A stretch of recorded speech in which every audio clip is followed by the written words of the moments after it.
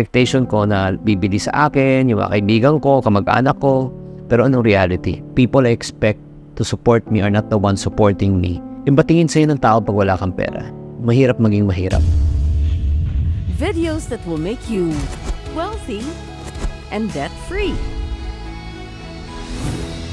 Sir, ano yung nag-inspire sa inyo para mag-umpisang mag-focus sa personal finance and financial literacy? Because of yung pangyayari sa akin nung 12 years old ako, naniwala ako nung during that time na malaking impact po yan kasi nung nalugi negosyo ng aking ama. Sa loob ng 3 taon, sobra siyang depressed. And dahil sa depression niya, hindi siya nakapag-provide. And during that time, those were the hardest moments in our lives na pag pumapasok sa school, ang pera, walang pagkain. During recess time, I will go to the comfort room. I will open the faucet and drink as much water as I can. That will be my meal. Yung batingin sa'yo ng tao pag wala kang pera, mahirap maging mahirap.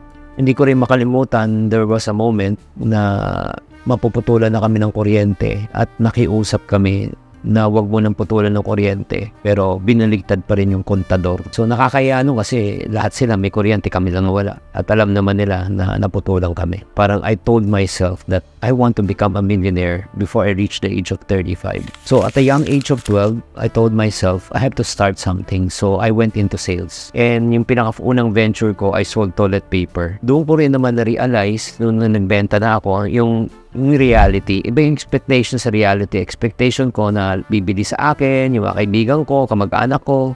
Pero anong reality? People I expect to support me are not the ones supporting me. And people I least expect to support me are the ones supporting me. I'm sure ikaw nakikinig, nakaka-relate kayo. So to cut the long story short, from toilet paper, I sold pants, I sold shoes, I sold shirt, and I hit my first million when I was in my 20s. And because of that, na parang sinabi ko sa sarili ko na nakalabas ako at maraming tao na katulad ko na ganun din ang sitwasyon na naghirap, walang tumutulong, walang gumagabay. Sinasabi ko, what if may nagturo sa akin at gumabay sa akin at a very young age?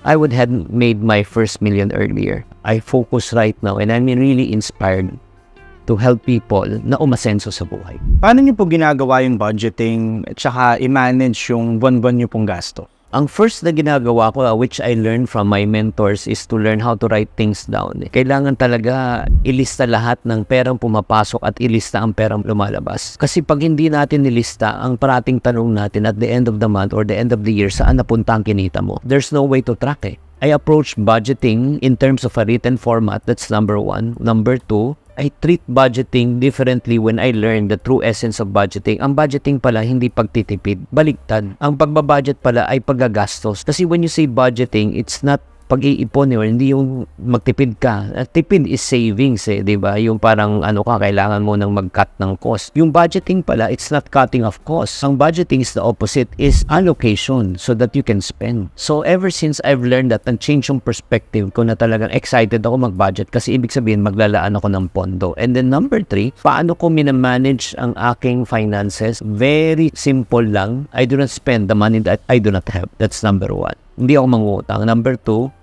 I cannot spend more than what I earn. Ang goal ko talaga is to live below my means and do it for a long time so that I can be financially independent. So, yan ang ginagawa ko. That's how I manage my monthly expense. Ano po kaya yung mga common na pagkakamali ng mga tao sa pamemera and paano kaya nila ito may iwasan?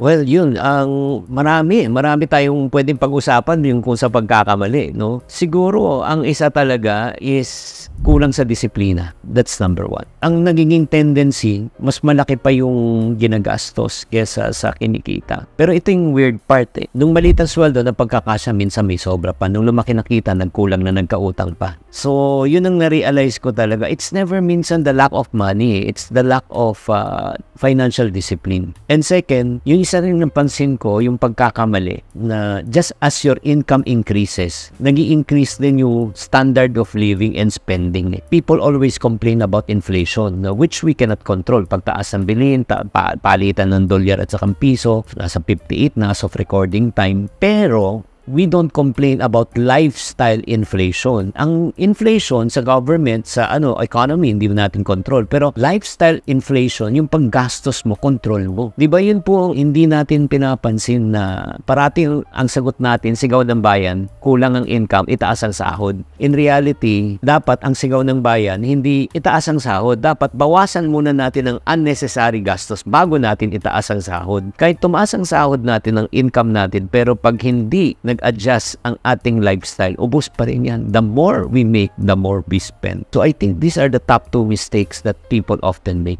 Pwede niyo po ba kaming kwentuhan ng personal niyong karanasan na kung saan na-overcome po ninyo yung isang malbigat na financial challenge? Ay, grabe.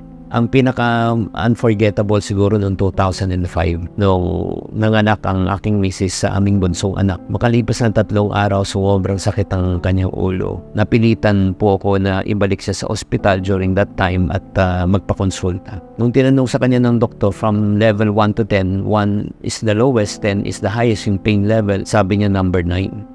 Persistent, and then pina-MRI na siya. Nung during the MRI session, bigla na lang nagsisigaw yung mga nurses ng cold blue, cold blue. Hindi ko naman naintindihan ang ibig sabihin ng cold blue. Nag-seizure na pala yung misis ko. On the 3rd seizure, kitang-kita ko niya stretch out to sa stretcher. On the 3rd seizure, nang comatose siya. She was under comatose state for 7 days. We stayed in the hospital for 21 days.